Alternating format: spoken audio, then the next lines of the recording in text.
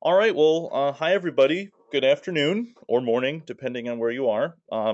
Welcome to the latest Iris Core program webinar. This is Andy Frisetto broadcasting to you live from the Incorporated Research Institutions for Seismology headquarters office in Washington, D.C. For those of you who aren't familiar, IRIS is an approximately 30-year-old consortium of universities, and it's also a science facility funded by the National Science Foundation to operate programs that enable the earth science community to provide a broad spectrum of geophysical research, most of that being in seismology.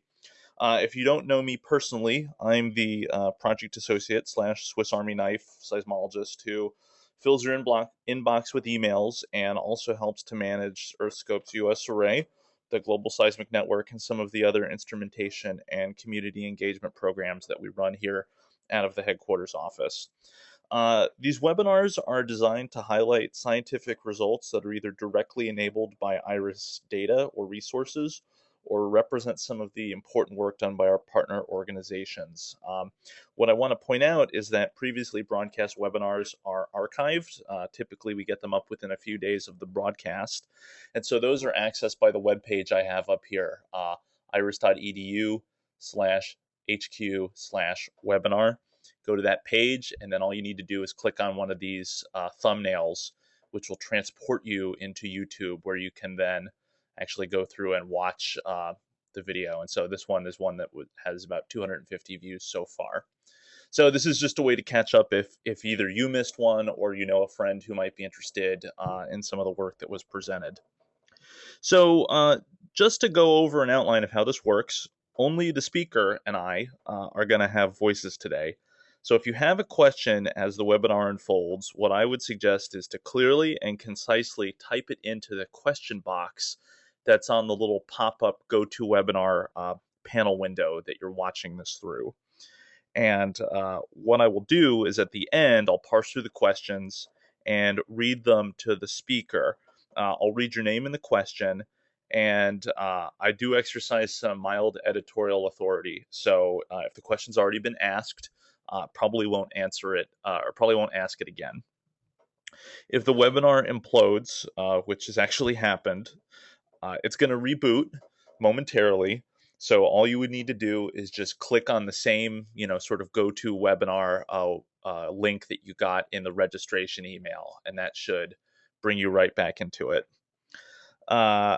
So just to advise and remind, both the presentation and the questions are recorded, and they're going to be up on the website within a few days. And for my own benefit, just to keep track of how this webinar series, this program is doing, it helps to know if you're watching as a group. So you can either send me a note within the webinar window or send me an email and just let me know if it's more than just you sitting at the computer. If you're with a lab group or something, it's great to have a head count. So yeah, please do. At the end, after our speaker Obi finishes talking, I will go chat for just a couple minutes about some of the data that Iris has been collecting that's relevant to this exploration of slow earthquakes and tremor. And I think then, at this point, I will introduce our speaker. Our speaker today is Dr. Abhijit Ghosh. He is an assistant professor at the University of California, Riverside. Obi did his initial studies in geology at the University of Calcutta, followed by a master's at Georgia Tech and a PhD from the University of Washington. Most recently, he was a geoprisms postdoc at University of California, Santa Cruz. And I've personally been fortunate enough to have gotten to know Obi years ago, thanks to several mutual friends we had at University of Washington. And so I'm quite happy that he was able to accept the invite to be here today and give this webinar. So without further ado, I'd like to introduce our speaker today, Abhijit Ghosh, who is going to present on slow earthquake and tremor, imaging a wide spectrum of fault slip with mini seismic arrays.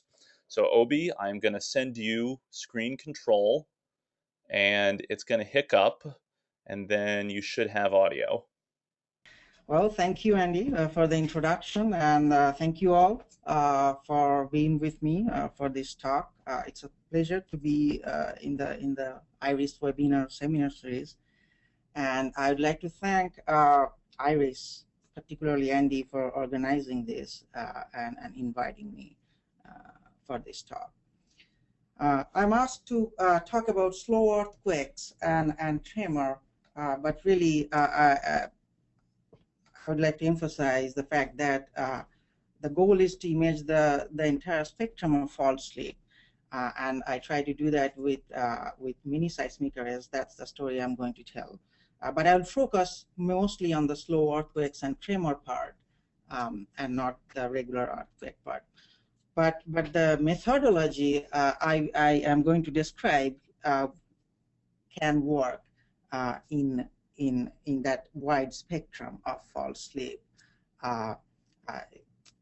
But I'm going to focus only on a particular spectrum, that is the slow earthquake and tremor.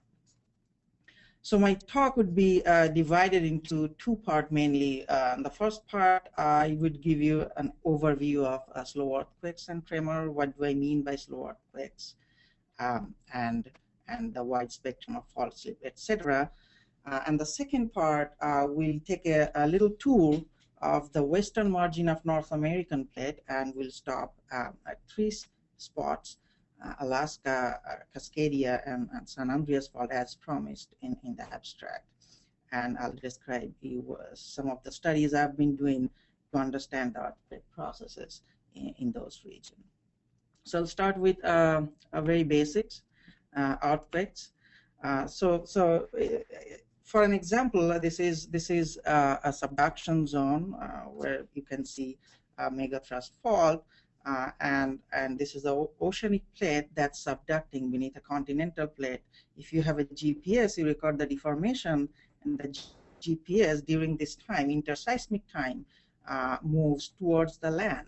So it is accumulating stress at the locked part of the fault that is stuck. And when enough stress is accumulated, then it breaks into a large earthquake, just like in Japan or Sumatra, magnitude 9 and 9.2 respectively. And it creates tsunami. It's a very destructive earthquake. So we know this regular earthquakes. That's what I mean by regular fast earthquakes. Today, we are going to focus on this particular zone, locked transition zone, which is different from what we see from the previous slide, which is this part that's called locked part, which is stuck. So this is down deep of the locked part, in between locked and the freely slipping zone. That's why this is called transition zone, because this transitions from locked to freely slipping zone. And if you look at this particular zone carefully, you will see that it moves periodically. So this locked part, if you have a GPS, it shows this interseismic deformation moves towards the land, GPS.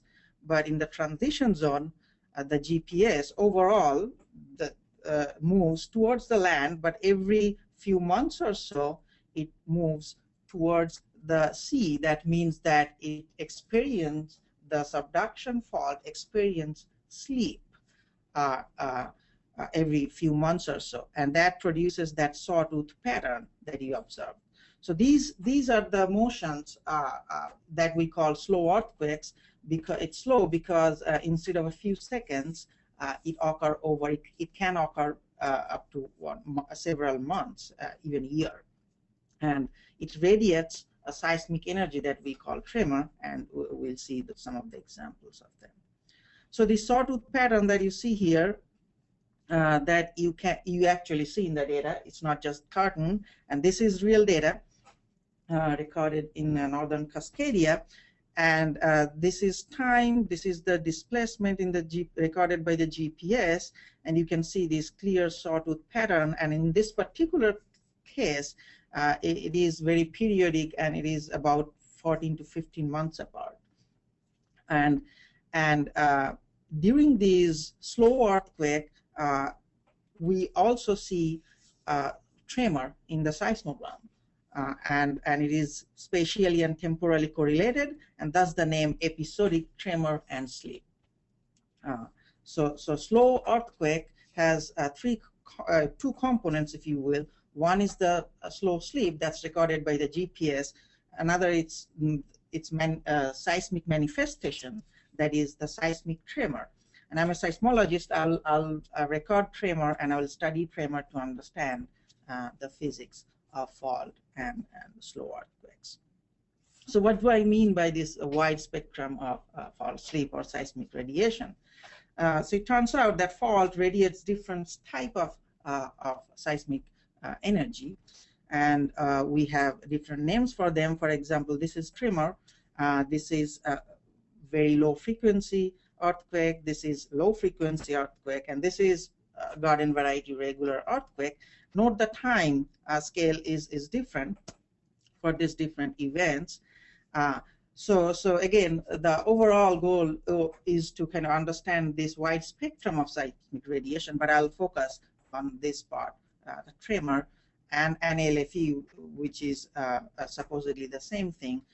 Tremor is superposition of multiple LFEs. Okay, so this is not just subduction zone or Cascadia. This slow earthquakes and tremor has been observed globally. And this is some of the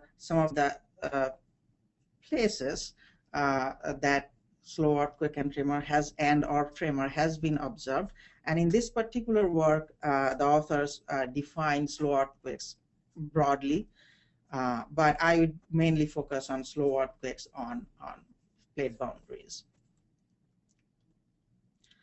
Another interesting feature is its interaction with the fast earthquakes or the other part of the seismic radiation. And there are ample evidence that slow earthquakes and fast earthquakes possibly interact. So this is an example from Hikarangi, New Zealand subduction zone, where the authors see slow earthquakes by GPS, and at the same time they see this regular swarm of regular fast earthquakes, spatially and temporally correlated, and they are located at the edge of these slow earthquakes. And here they do not see seismic tremor though. In another example from San Andreas fault, where we see seismic tremor but no slow slip, there is no GPS deformation that we can resolve. Here, before the 2004 Parkville magnitude 6 earthquake, we see elevated activity of tremor, again suggesting that possibly this fast seismogenic zone nucleating fast earthquake and slow earthquake segment of the faults talk to each other, interact. This is a study from Cascadia that we did back in 2011, where we do see both GPS deformations, slow slip, and tremor. And there is a hint of elevated activity of fast earthquake at the plate interface when we detect tremor. So there are evidence from different plate boundaries that they interact, but we don't really know how.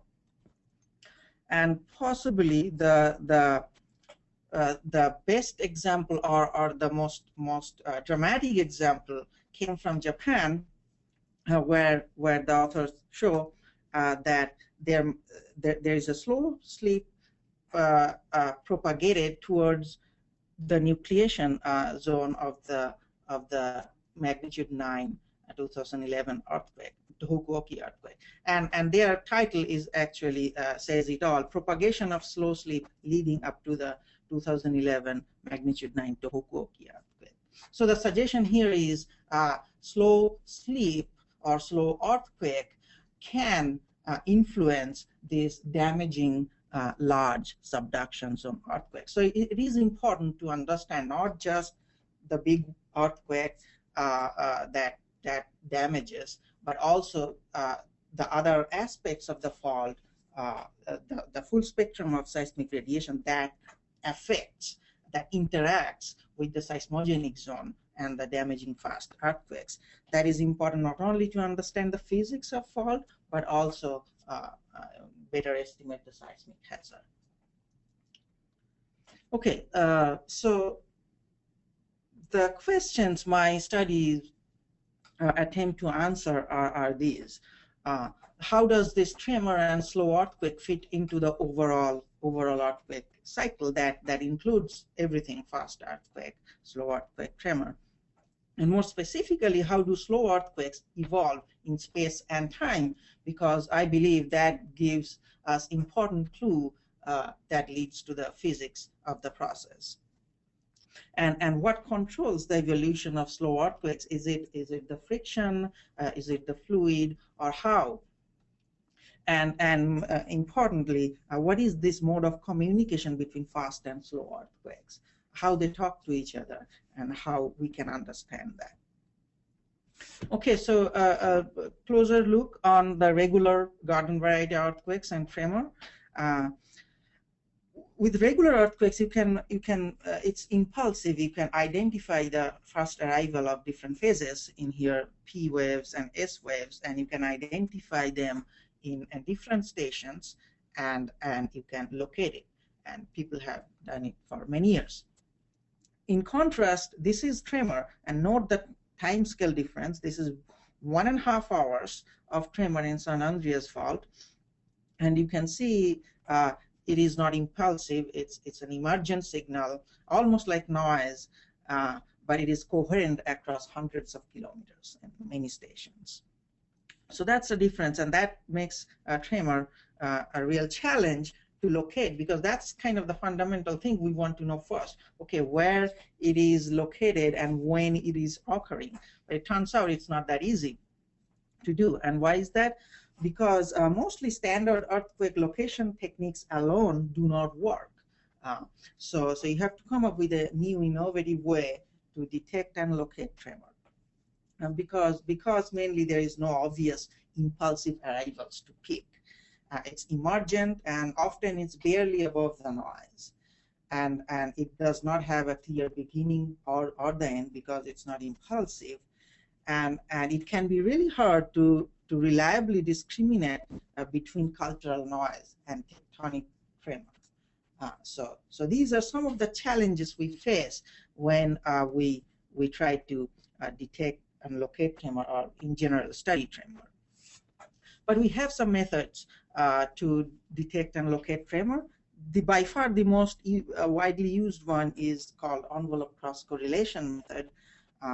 And then there is another method, which is a match filter method, where you have a template events and you try to match it in the waveforms continuously in time.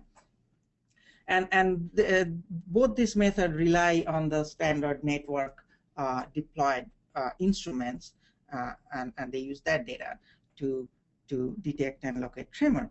And I developed this method I call beam back projection method that uses mini seismic arrays. So I don't use the standard network stations. I use well-designed seismic arrays and use this algorithm called beam back projection to detect and locate tremor. So it's a slightly different approach, actually very different approach from the rest of the two. So for this talk, I'll focus on this particular method, and first I'll describe it, what I mean by beam back projection. So when we have an array, I use a technique called beam forming, and that technique gives slowness vector. One way to think of a slowness vector is that it is a vector in 3 dimensions coming from the seismic array and pointing to the source of the energy, whatever that might be. So in this plot is a compass plot. I'm plotting the output of beam forming of 5-minute time window. So I get an output like this, and when I get a bullseye like this, that means that array is recording coherent seismic energy. And this point, the bullseye, gives me the slowness vector. Okay, so it gives me the vector that points to the source of that energy. And this green star is the same time window tremor location using a completely different method, envelope cross correlation, and using a completely different data set, network data set, as opposed to an array. But the point is that they are very close. So when when there is tremor, you get a nice bullseye pattern. When there is noise, you don't see this bullseye pattern. And if you look at closely, this amplitude scale, this is 1 order of magnitude lower in amplitude. So this is noise, this is tremor, and just beamforming, looking at the results, you can actually detect whether there is a coherent energy / tremor or there is nothing. And then what I do is that I use that slowness vector to back project and to get to the slowness, get to the source of the seismic energy, in this case tremor location. So if you can imagine, you have multiple arrays and you are beamforming at each array. So at each array you have slowness vector pointing to the source, the same source. And if you back project that energy in an ideal world, they should meet at a single point, which gives you the source of the seismic energy. In this case, tremor. So that's the basics. That's the scheme that I use. Very simple. And often we are not lucky enough to have multiple seismic arrays. So in that case, if we have a single array, we have one vector only. So we cannot really back project unless we have some a priori knowledge of the structure or the tremor here. For example, if you know that there is a fault that generates tremor in a particular area, you can back project using the slowness vector, back project the seismic energy to the fault. So that's the beam back projection in a nutshell. But why do I need an array, and why do we care about this method, beam back projection, over other methods that use a standard network data? So for one, it detects way more tremor than the methods using standard network data. This is an example of week-long tremor activity in Cascadia. So the purple color shows the detection using beam back projection. The green color shows the detection using envelope cross correlation network data, and the red curve shows just the results of visual inspection. And this axis is minutes per hour of detection. That's time. So in this case, we see 4 times duration, more duration of tremor. So we see way more tremor, and it's an automatic detection by beam back projection method, and it can also detect activities, LFE activities, low frequency events. Okay, so the detection is one strong point of this method. What about resolution? Yes, we can resolve much more features in the spatiotemporal distribution of tremor by this method. And this is a good example to show what I mean by good resolution. So up top here, this is a 24 hours of tremor, one seismogram, 24 hours of tremor. And I'm scanning this data and trying to detect and locate tremor every 5-minute time window. And if I detect and locate tremor, I'm plotting it in this map, the location. This is using this particular array we installed. So you can see that you can actually, using this method, you can actually track tremor minute by minute, literally. And the tremor migrates back and forth, in this case, parallel to the sleep direction of the subduction zone, Cascadia. But you can resolve very, very intricate details of the evolution of sleep during this slow earthquake. So you can track tremor minute by minute using this method. So we have more detection, higher resolution than the conventional, widely used method. So that concludes the first part, the overview and the beam back projection method.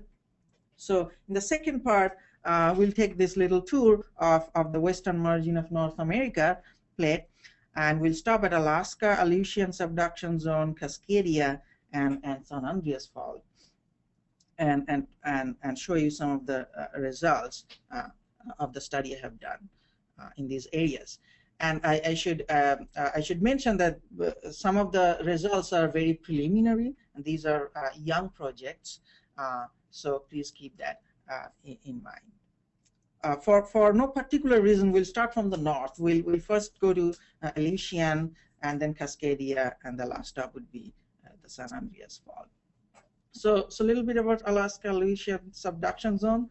This is one of the seismically active subduction zones in the world, and probably one of the most unexplored too. That's a subduction zone, Pacific plate subducting beneath North American plate, and actually subduction rate differs as you go from east to west. And these are the patches of the past large earthquakes. And I, with my colleagues at USGS Anchorage, put a seismic array here in an island called Akutan. This is at the edge of this rupture zone that broke in 1957 in magnitude 8 earthquake, or 8.6, I think. Okay, so this is the Akutan array, we call it, and this is that island, Akutan, and this is the location of the array. This is the distribution of the stations in the array, and this is what I call array response function. Using a synthetic delta function. So it is a response to the array response of the array to a delta function.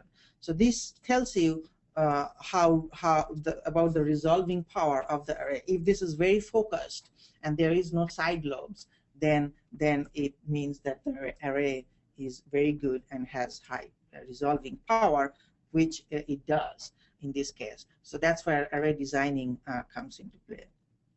Okay, so I use this array to again run my beam back projection algorithm to try to detect tremor, and this is the result. So the dark blue one shows the beam detection from the beam back projection, the array method, and the red ones are visual by visual inspection of the network data. There is a seismic network, standard seismic network in that island. So more or less, we see again 5 times more duration of tremor activity using the array, just the array data, not including the network station, just the array data, compared to the network detection. And so again, x-axis is the tremor detection, in this case hours per day, and this is about 2 months of data that we have from that array. And you can see that it's more or less kind of correlated with the visual detection. When it goes up, the beam back projection also goes up. But there are some time period where there is nothing in the network detection, but we do see tremor in the array data. Okay. This is the preliminary location, again using just this Akutan array, using beam back projection technique, and assuming that they are at the plate interface. So it turns out that majority of the tremor are actually located near this Unalaska island, which is the island adjacent to Akutan, and there are some tremor near Akutan, but majority of them is under or near the Unalaska. So we hope that we can go back to Unalaska with more arrays and actually pin down some of the interesting feature that we see near Unalaska island. But overall, the distribution is that it's really patchy near the Unalaska, and there is kind of a gap, and there is another patch of tremor during these 2 months that shows up often near the Akutan island. If you look closely to the tremor signal, for example, this is a half an hour of seismograms array data, and you see nothing here in the first part, and then you can see kind of the tremor is starting, and you can see if you zoom in to some of these spikes, you can see the low frequency earthquake, LFE, where you can identify pretty clearly P and S waves. and from the p minus s time, it's consistent of it being at the plate interface. So you can identify low frequency earthquake in the tremor in the Alaskan data. Again, going back to the resolution, we can see a very good example of migrating tremor in this 2 months. And this is one example. This is still in slowness space. So what you're seeing here is time, in this case 8 hours, and this is slowness and azimuth. And these red pluses are my automatic detection using beam back projection.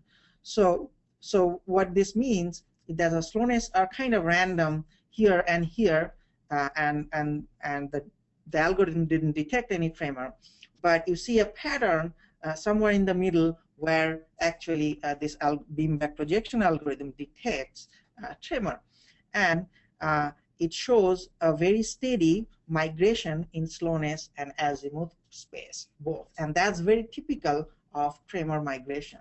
So that suggests that what we are seeing is a migration of tremor that lasted for about 3 hours or so in this location. So with this single array, we detect way more tremor than using standard network detection, and we see these very interesting migration patterns that tells us something about the physical processes controlling these slow earthquakes and tremor. Okay, so our next stop would be Cascadia subduction zone. This is a tectonic map of this particular area where 1D Fuca plate is subducting beneath the North American plate, and we'll go to the northern Washington part and look at some of the tremor distribution. So in this case, I'm lucky enough to have multiple arrays now. So there are 8 arrays that I used. It's a 3-component data, about 400 channels, 180 stations in total.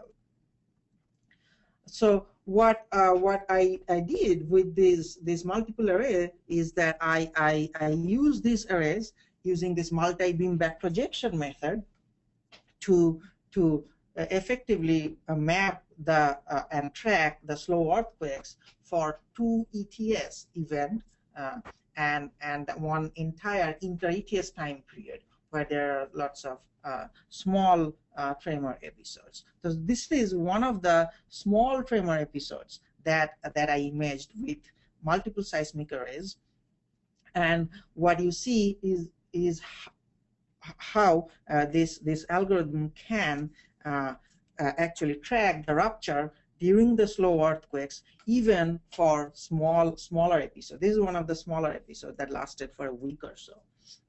So, and it's very interesting that it kind of started here and here almost simultaneously at the same time. It kind of migrate towards each other and also a little up deep, and then merges together, kind of stops. And there is a quiescence for a day or two, and then the last burst here. So this is one example of one imaging of one small slow earthquake / tremor episode in Cascadia using multiple array, using multi-beam back projection technique. So one important finding of this study is that the tremor, majority of it are located at or near the plate interface, and these 3 different lines indicates 3 different models of the top of the plate interface for this region. Red dots are the tremor location using multiple seismic arrays, and this is the array locations, and these are the regular earthquakes. So from this study suggests that tremor are located near the plate interface. One of the features we find again and again that tremor is not distributed in a diffuse way. It's actually very patchy. Majority of the tremor is generated from a very few patches at the plate interface in this particular area. So this is 1 month. of tremor during ETS, a large slow earthquakes, magnitude 6.8 or so, moment magnitude. But as you can see, although the dots are kind of covered the entire area in the transition zone or so, but majority of the tremor are actually concentrated in these three patches. And this is 14 months of what we call inter-ETS tremor between two large ETS events. And again, it is also concentrated in these one or two patches, but little up dip from the ETS, a little down dip of the ETS patches. So as you can see that we can track the rupture propagation in very high resolution. And what that means that we can resolve even very minute details of the rupture propagation during slow earthquakes, and that's exactly what we do. So if you look at the spatiotemporal distribution of tremor, just using these arrays, they started here and they migrated northward at a velocity of 8 kilometers on average. But if you plot this onto this, project this onto this line, which is parallel to the migration direction, along strike migration direction, you see this pattern, which indicates that it changes rupture velocity significantly during one slow earthquake. So it started off in the southern patch with 4 kilometers per day when it's ruptured the southern patch, and then it shot up to 20 kilometers per day. So rupture velocity increases almost by a factor of 5, and it sustained for 1.5 days. So for 1.5 days, it's migrated northward for 20 kilometers per day at a velocity of 20 kilometers per day. And then again, it hits the northern patches and then slowed down, and again on average started to migrate at 4 kilometers per day while it's rupturing the northern patches. So you can see the variation in the rupture propagations very clearly. Also, we see this rapid propagation of tremor, what we call tremor streaks, and these streaks are very it's parallel to the convergence direction, not just deep direction, but the convergence direction of the subduction zone. In this case, propagate both up and down deep.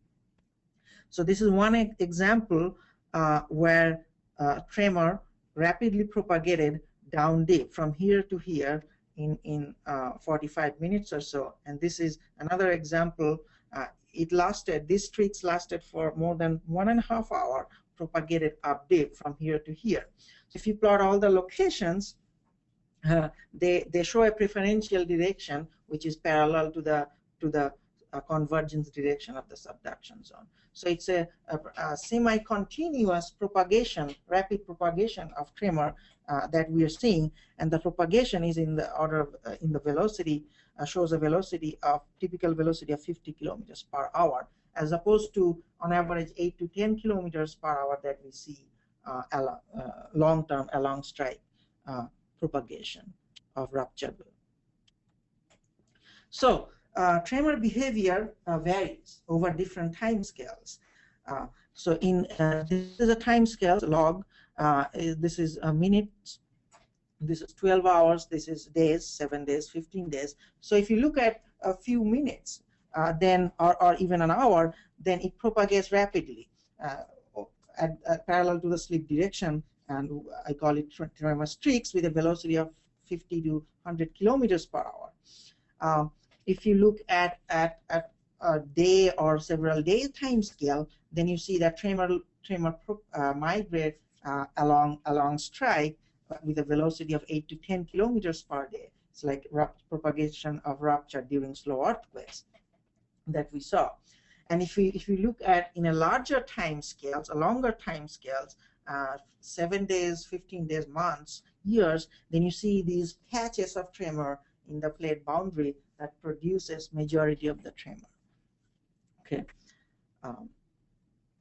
So now with these multiple arrays and improved technique, an image of transition zone emerges, and perhaps what we understand a little more about what controls this tremor activity and the spatiotemporal distribution. So in this model, based on the results that I just showed, this is the subduction interface. That's a log zone, freely slipping zone, and that's a transition zone where tremor occur. It seems like the asperities, I like to call tremor asperities, patches of tremor asperities that breaks during this ETS event, or even the inter-ETS event that produces majority of the tremor, and the surrounding region are sleeping more steadily. That does not produce much tremor. And it seems like the rupture propagation is slower when it is rupturing the patches, when it's in the patches, and faster when it's going in between from one patch to other. Okay, so our last stop would be the San Andreas fault. And this is the tectonic setting, North American plate, Pacific plate, and it's a right lateral strike slip fault. And this part, this shaded part, would be the creeping section of the San Andreas fault that creeps, and this red part is the segments that lock. So what we are going to do, we'll go here at the transition zone again, between the creeping and the lock part, near the park field that ruptured in 2004 in a magnitude 6 earthquake, and see what we can see with a mini array. Okay, so we're in park field now. This is a borehole network, HRSN network. This is the town park field. That's the epicenter of 2004 magnitude 6 earthquake. And this is a town called Sholam, where previously majority of the tremor has been found. And that's the location of the array. That's a San Andreas fault.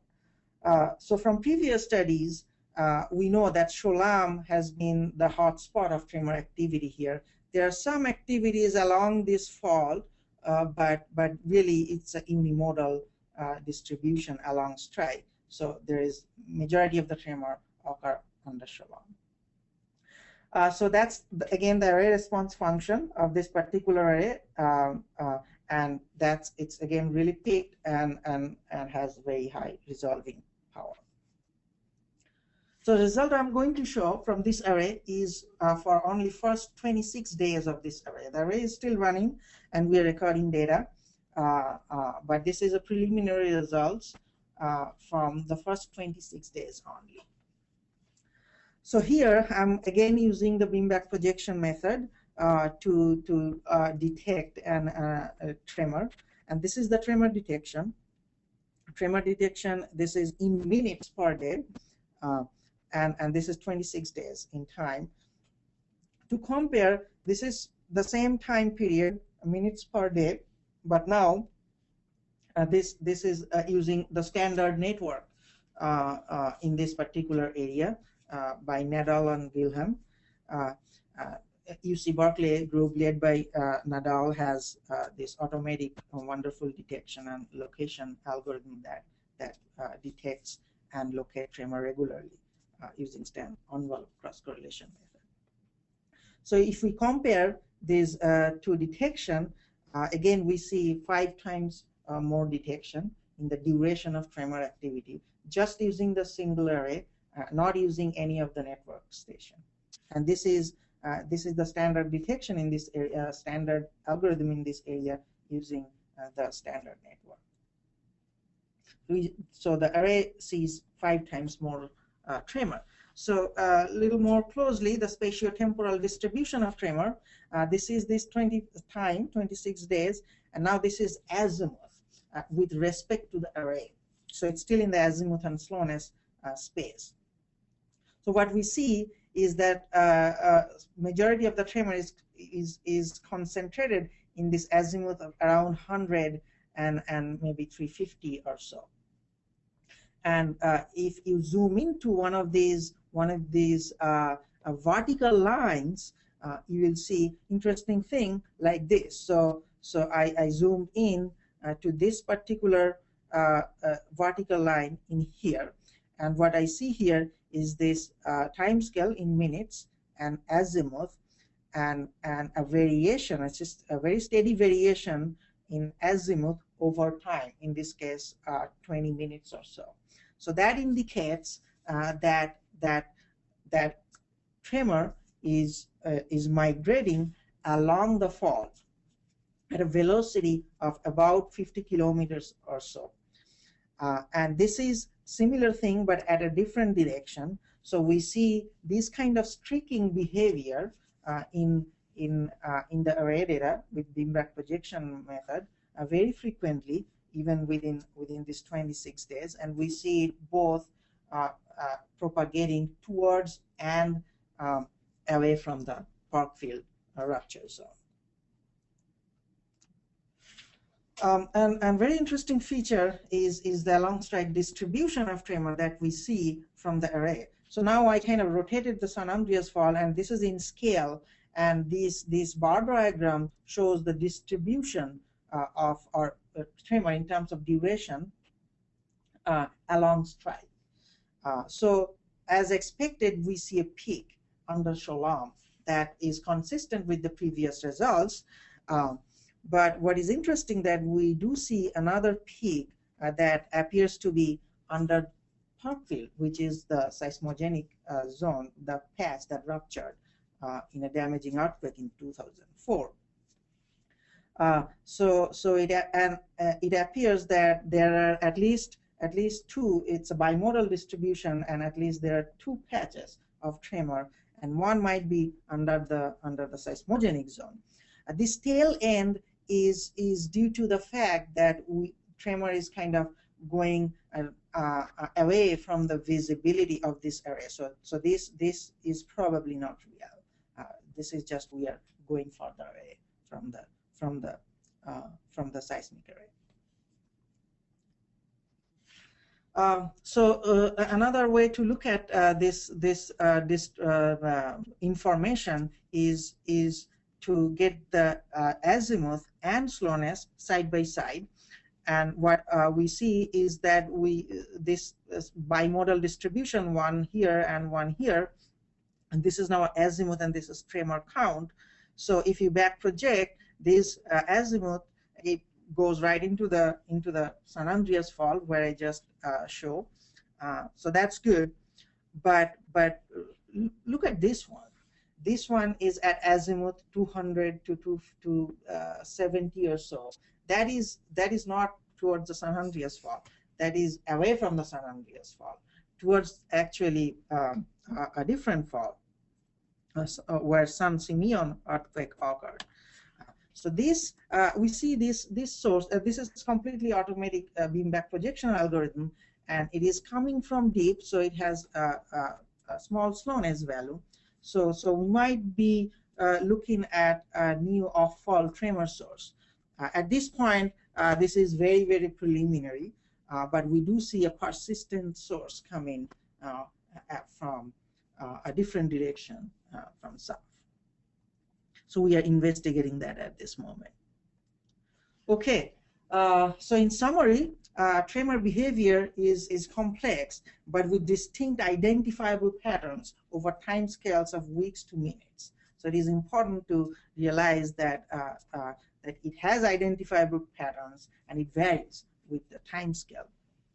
It seems like the interaction of the stress field with rheological and geometrical asperities may control the evolution of slow earthquakes.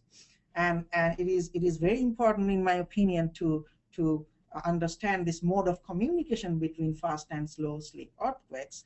And one way to do it to get very high resolution tremor imaging and compare it with the first earthquakes or the regular earthquakes and see how they interact. And that's one of the goals of these studies. So I'm an observational seismologist. I would say that improved observation is the key. and as I hope to convince you that arrays can be very valuable in this regard. And I would like to emphasize the fact that the array is not just a number of stations or increasing the number of stations. It's a different approach, and wherever you apply, it consistently detected more tremor and high resolution, and gives high resolution from the standard network methods. So with that, I'd finish here. Thank you for your attention, and happy to take the questions. Awesome. Thanks very much, Obi. That was great. Yeah, thank you. Yeah, of course. So I think what we'll do now is there are a few questions queued up.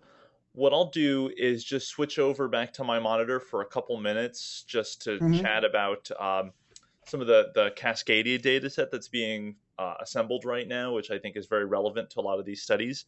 And then we can kick it right back over to you and do questions. Does that sound okay? Sounds good. Okay, great. So I'm going to change presentation mode back over to me. All right. Show my screen. Yes. Okay. I just wanted to take a couple moments to highlight an initiative that was funded by NSF with stimulus money starting in about 2009 to take a much closer look at the Cascadia subduction zone. And a lot of the motivators for this facility that was produced in this data set that's being assembled is work that Obi and his colleagues and other groups that have studied the Cascadia subduction zone have found with sort of the original TA data and regional network data and experiments like the array of arrays experiment that Obi was highlighting. So just to highlight this real quick and remind everybody of sort of the data that's available and being collected, the Cascadia Initiative has a really nice website that highlights the data set that's being collected. A lot of this is related to the ocean bottom seismometers that are currently deployed off the coast and have been moving around in these transportable array-like footprints for the last couple of years. So there's information on the page related to that.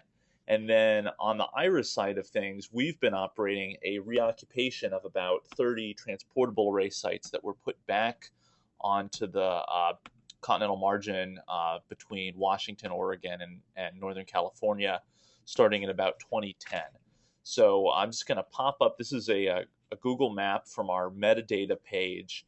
So if you follow this address here, you can get to basically a list of coordinates of stations that are associated kind of with the general footprint of what the Cascadia Initiative is looking at. So if you look at these are the OBS stations that are offshore. You can see the data that's in the archive for those. Those are basically deployed by our three collaborating groups from Lamont, Scripps, and Woods Hole. They're put out for on the order of 9 months to a year, and then they're picked up and sort of readied for use and then redeposited. And so that's going to be going on for, I believe, 2 more years. And then those are tied into those on-land stations, some of which are TA sites, and some of which there's a TA station, and then here's a neighboring UW network station. And then there's a variety of other sites that contribute to this footprint. Some of these stations also have strong motion sensors, so it's a very comprehensive data set. And I would really encourage, I know lots of groups are looking at this data and working on it, but it's a really neat and kind of unique data set because all this data is open to the community right away. It's one of these models for doing a community-based experiment. And a lot of the results being produced on that will have relevance to the topics that Obi was chatting about today. So I think on that note, I will turn it back over to Obi, and if there are any questions related to this at the end, I'd be happy to chime in and answer those. So, Obi, I'm going to send the control back over to you.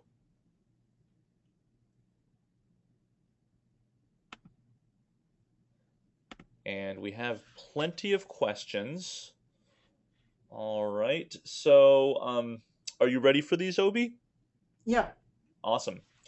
First question's from Marino Proti, and his question is: episodic tremor has been recorded at many subduction zones from the transition zone, but in very few places is being recorded within the seismogenic zone of large, regular earthquakes, probably because it's offshore and CGPS stations are too far. Nicoya in Costa Rica is right over the seismogenic zone, and a large continual GPS network operates there. We have recorded SLE and T within the subduction zone, or within the seismogenic zone. Do you expect these events to also be periodic? So that the events are the tremor or Slow, slow, regular fast slow earthquakes? earthquakes and tremor. Does he expect those Both. to be periodic, or do you expect At those to least be in periodic? Yeah. right. So at least in Cascadia, they are periodic, but they are not in seismogenic zone. Uh, so in Costa Rica, if they are in the rupture zone of a particular fast earthquake, is that what I hear, Andy? Uh, I think so. Maybe if Marino's still there, he can clear this up with another comment or question about that. But yeah, I think um, yeah, we have recorded SLE and T within the seismogenic zone. Do you expect these events to also be periodic? Right. Yeah. If I recall correctly, that there are slow sleep event recorded in GPS, but just by GPS, and those slow sleep events are periodic. I might be wrong on that, but there are tremors that has been recorded, but not for very long. So at this point, I think it's kind of hard for, at least for that particular region, to say whether they will be periodic or not, or how related they are, whether they are at the same place or not, etc. But it is definitely an interesting observation, and yes, Nicoya is uniquely situated in a way that you can see much of the good part of the seismogenic zone. Uh, and yes, it would be a very interesting place to study the interaction between this slow and fast earthquake, seismogenic zone, and so-called tremor zone. Uh, uh, yeah. Yeah, Marino just has another comment. He says that the seismogenic zone is patchy too, and in between the patches, they recorded Oh, there you go. SLE. Yes. Yeah. Yes. So the model, yes, that's actually very helpful. Thank you. So the model that's emerging from this high resolution imaging techniques are these patchiness of the subduction zone. And if you um, let me show this map uh, here. So what I see with this high resolution imaging, that this tremor zone is actually not like a diffuse zone of dots, but actually a very patchy zone. And it is very likely that the log zone or the seismogenic zone uh, looks like this too, but with little different frictional parameters. So if that's the case, then in between the patches, it may behave like tremor zone, and I guess whether that would be periodic or not, that would depend upon how stress evolves over the seismic cycle and the frictional parameters of that particular seismogenic zone or particular area. Okay, great. There was a question from Bill Harbert, and it was actually a question about the tremor minute by minute animation. Is that Mhm. something that you would be able to share? He really Oh, of liked that. course, of course. Actually, it is in my website, so I guess anybody can download it. Yes, or if you cannot find it, I can send you. Just send me an email. Yeah, I'm happy to share. No problem at Awesome, all. great. Um, so John Vidali had a question. He was Sure. curious, what frequency is the array response computed for? Then his guess was between 2 and 8 hertz. Oh, so the array response function, this one or the Parkfield one, John, is is uh, is created using a delta function. So it is like all the frequency. But I have also computed response function in different frequency band, for example, 2 hertz and 5 hertz, which is kind of the middle of the tremor frequency spectrum, and even 15 hertz. And to answer your question, that particular array can resolve tremor even at 15 hertz without much side lobes, and it's very peaked. But of course, as you lower the frequency, the peak is broadened. But even in 15 hertz, we can resolve very well and without much side lobes. But that particular image that I show, it's a response of the array to a delta function. That's the array response function. All right, the next question is from Joel Wick, and the question is, has there been any study associating tremor asperities with host rock type? And so do tremor patterns change with host rock type changes? Yeah, very good question. I do not aware of any studies like that. But in terms, if you look at the global distribution of tremor, a majority of them comes from the subduction zone, and it's oceanic plates going down. So there's not much variation in the rock type. There might be subtle variation in the mineralogy of the basalt, but it's oceanic plates subducting under a continental plate. But no, short answer is no. I'm not aware of a study that incorporates the host rock and studies tremor. All right, next question is from Weifang Sun, and she is asking, for the low frequency earthquakes in Alaska, how do you know that they're not a regular earthquake? Yeah, great question. Yeah.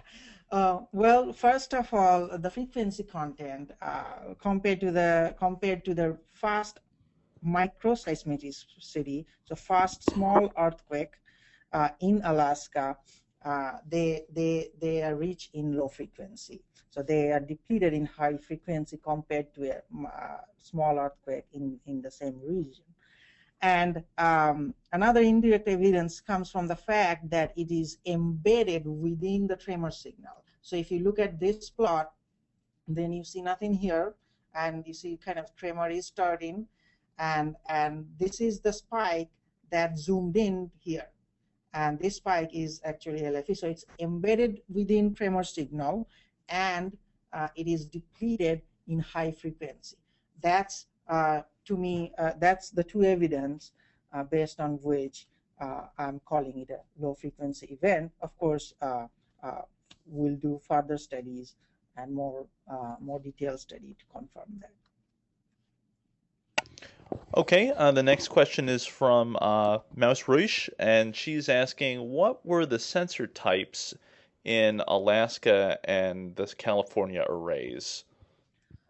So the California arrays has actually broadband array. It's a broadband array. The sensor type is Trillium compact, and the response is flat over 120 seconds. So it's a really nice broadband array.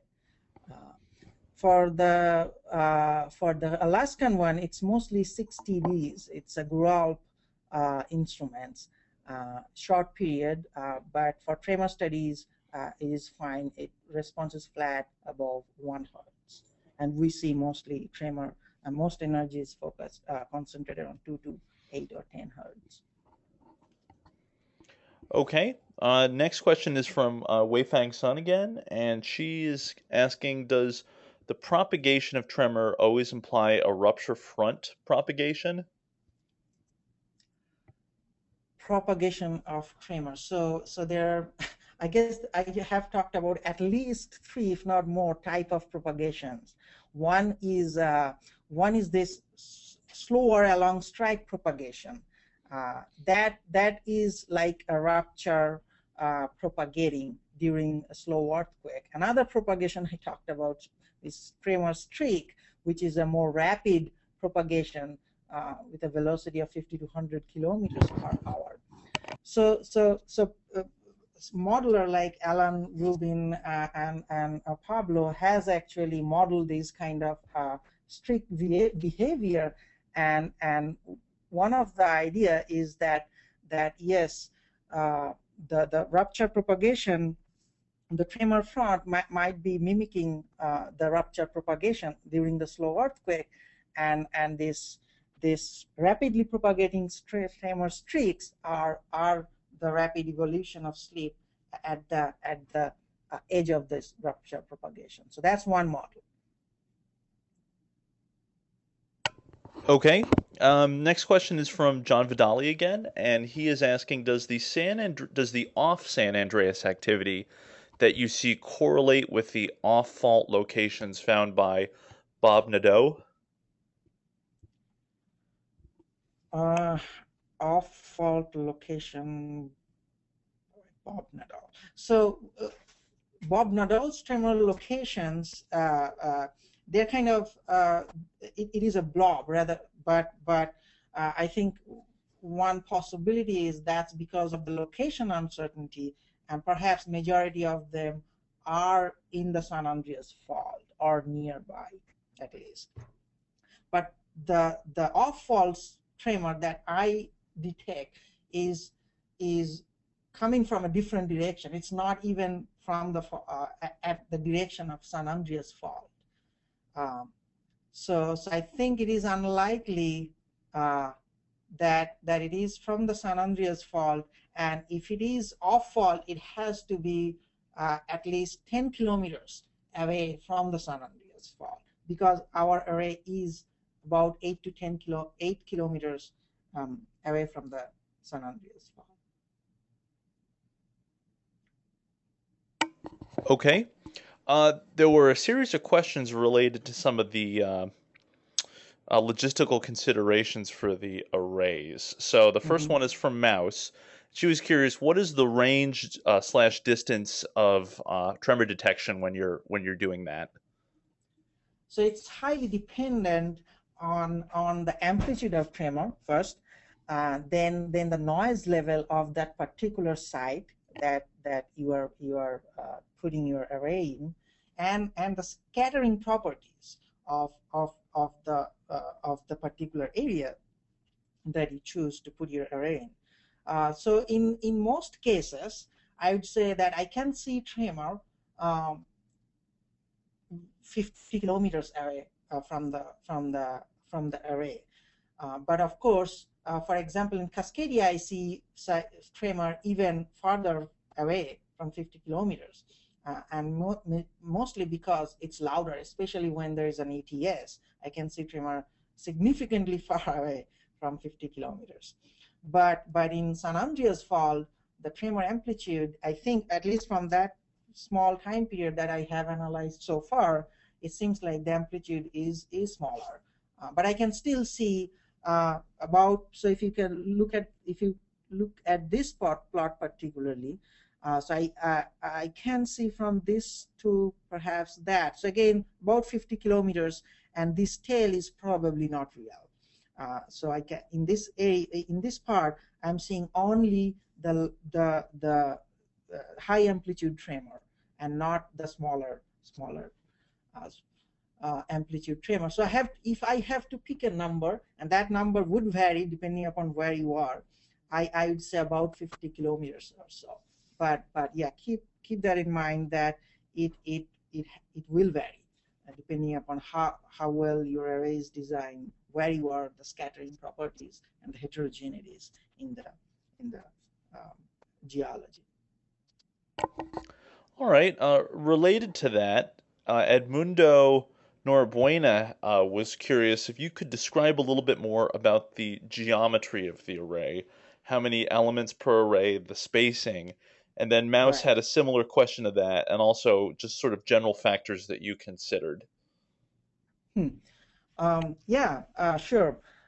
So the number of stations. So I would like to have as many stations as I can. So my first array, the big skid array that we did at the Washington with the group at UW, John, Ken, Heidi, that array has like 84 seismometers in a very small area, about 2 kilometers by 2 kilometers. So that's like a really good array.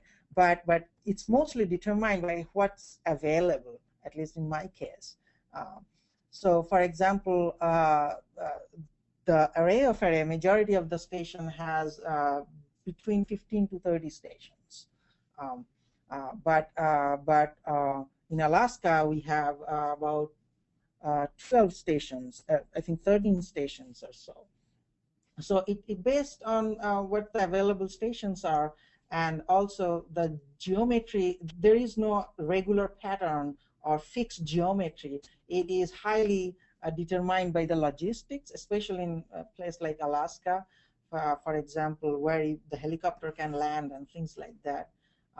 But the way I design array, that I play with a lot of design based on the number I have, based on the topography, based on the place I want to put the array, and I make multiple array response functions that I show, and I try to get a geometry, a good peaked array response function, and then I go to field, and it always changes because of the logistical reasons or not. But I try to be as close as to my planned geometry that's basically determined by my synthetic test with array response functions. Okay, there's a question related to the slide that is currently on the screen from Chastity Aiken asking, how would you explain the bimodal distribution of tremor along the strike of the San Andreas Fault? Yeah, great question. So it is a fairly new observation, and I would like to what I like to do is to analyze more data. We just got more data, we retrieved more data last month. I need to convert them and see if that pattern holds, and then I also need to calibrate the arrays, and if it is bimodal, if the pattern holds and it is under the seismogenic zone, it is telling you a very interesting story, I think, and that would lead to this interaction of slow and fast earthquake. And it kind of, this, in a way, similar to that Nicoya comparison, that this is one place where we know the part that broke into damaging earthquake, and it is land, it is not far away. So we can put arrays presumably very really on top of the seismogenic zone and the tremor zone.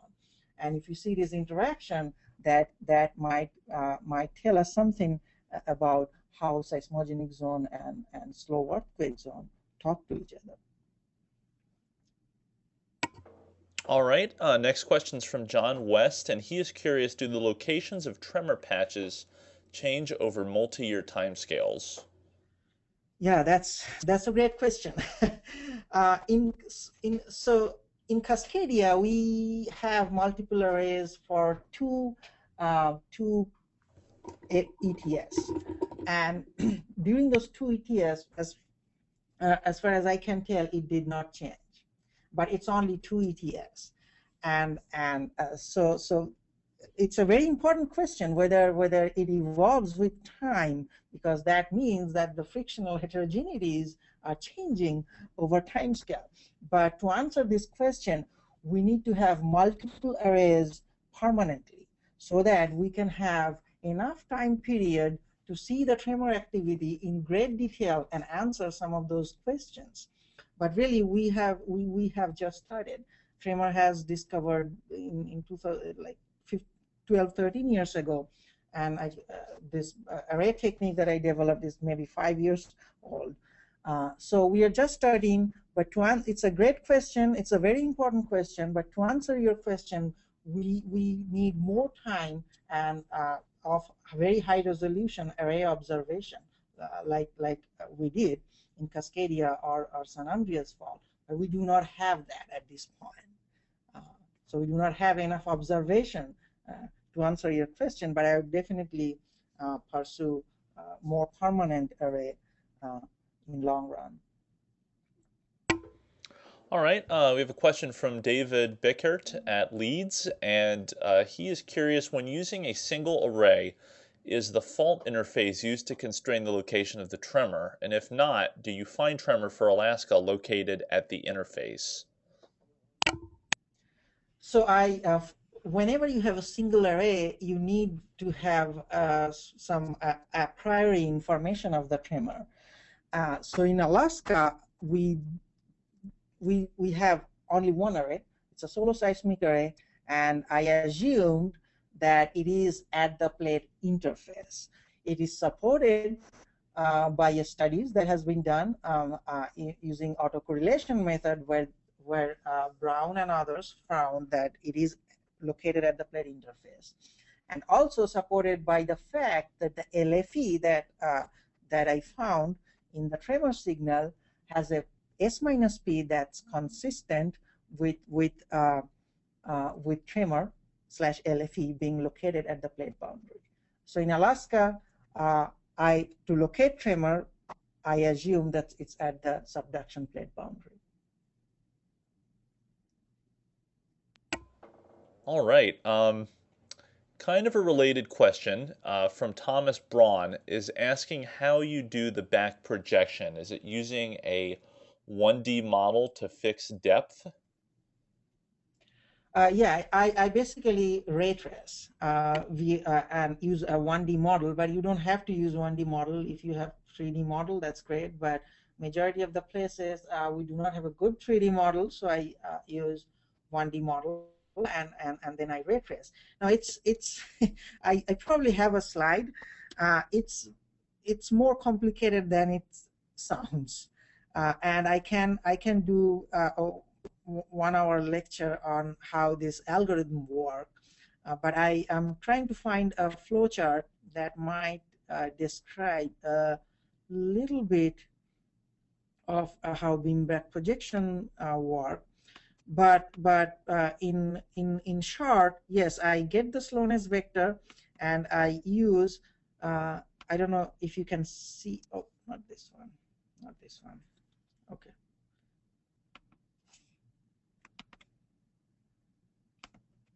Okay. So I hope that you can see this slide where I show kind of a flow chart of the steps that goes into it, and it is really,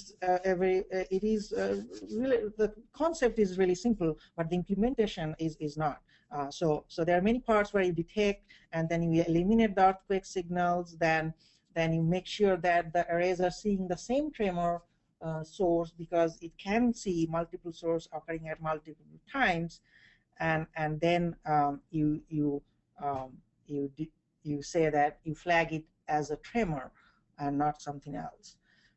So yes, but it is a little complicated in terms of implementation, because you are dealing with multiple arrays, literally hundreds of stations, and you have to make sure that it's not earthquake and not noise and tremor. But yeah, 1D is okay. A 3D is better if you have a good ray tracer, is also important. All right, just a couple questions left. One, going back to Alaska, Chastity Aiken had another question. How do you know that you're detecting tectonic tremor in Alaska versus non-volcanic, or how do you know what type of tremor you're detecting in Alaska? Yeah, no, in Alaska that can be potential issue, and that's a very good question. So there are multiple lines of evidences that we use. One would be to location. So this Alaskan array is actually designed to Alaskan array is designed to simultaneously image both volcanic and non-volcanic seismicity. And we do see volcanic events, like long period events, and my colleagues at USGS Anchorage are working on that with the array data. So one way to distinguish is just from the slowness vector. So the Akutan, for example, the Akutan volcano is right here. And there are other, in Unalaska, there's a Makushin volcano that's here. So if you see something from, let's say, this direction or that direction, you'd be more careful in analyzing that or characterizing that as a tectonic tremor coming from the subduction zone. But if something is coming from, for example, in this case, south, it is unlikely to be a volcano because there is no volcano there. So just from the slowness vector, you can tell whether it's coming from the subduction zone or a volcano. Second, the tectonic tremor is presumably coming from deep. It's about 40 kilometers or 50 kilometers there. And the volcanic tremor in this particular case, in this particular area, are much shallower. So again, the slowness vector gives you, so the array technique gives you a very very good constraints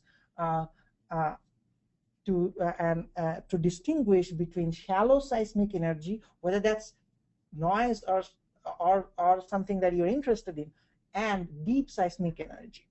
So in this case, you can pick the deep seismic energy based on your slowness analysis, and maybe discard the shallow seismic energy if that's something that you are not interested in.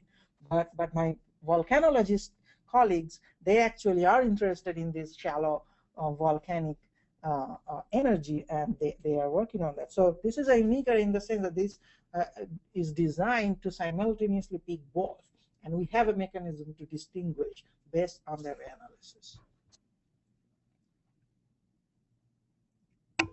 All right, great. Okay, we have a couple more questions.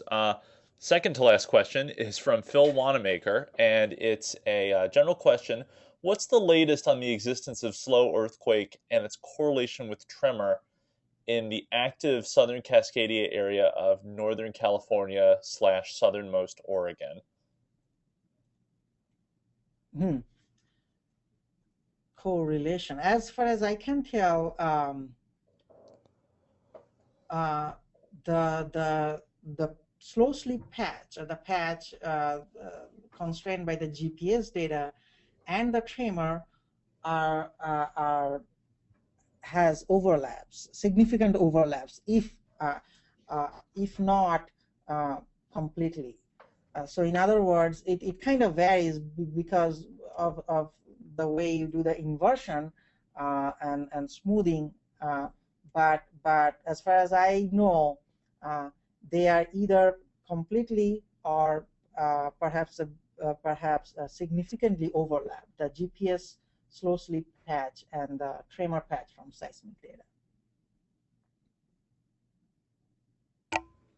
All right, another question from Marino Prodi was asking if you could use this technique to locate volcanic tremor.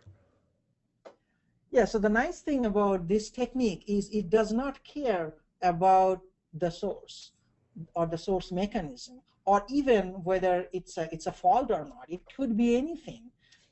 It could be a truck, a car passing by, and as long as it senses, the seismometers records that energy, it can detect and locate.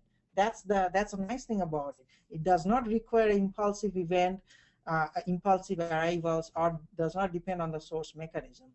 If you have the energy and if it is coherent, it can locate.